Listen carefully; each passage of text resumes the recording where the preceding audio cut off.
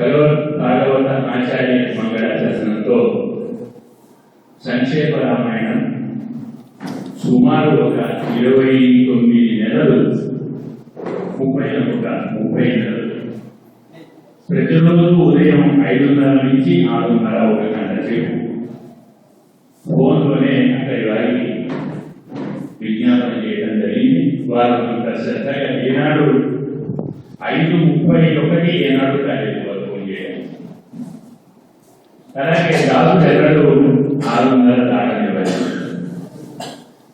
ఒక గంట సేపు ఇలా నిరంతరం ఒక 30 నెలలు కొనసాగింది.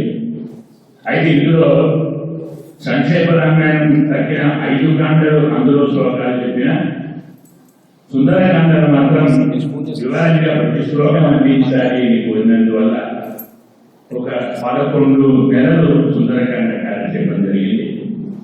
ప్రతి శ్లోకం వివరించుకుంటూ ఈ రీతిలో ప్రాతకాలం బ్రాహ్మీ ముహూర్తంలో వేదమైనటువంటి శ్రీమద్ రామాయణ అనుసంధానం జరిగే ఒక భాగ్యం అదృష్టం దాసుడికి పరమాత్మ ఈ రీతిలో కనిపించాడు. వారందరూ శ్రద్ధగా విన్నారు. ఇది ఆ చరిత్ర.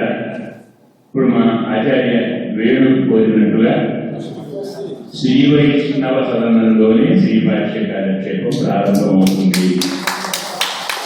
మరి ఎక్కడ రఘునాథాచార్య స్వామి గారి మంగళాశాసనంతో అనుజ్ఞతోటి పెద్దల అనుజ్ఞతోటి విజయదశమి వెళ్ళిన తర్వాత ఒకరోజు మంచి ముహూర్తం అనుకుందాం, సంకల్పం మంచి ముహూర్తం, అందరూ చేసి ప్రారంభిద్దాం.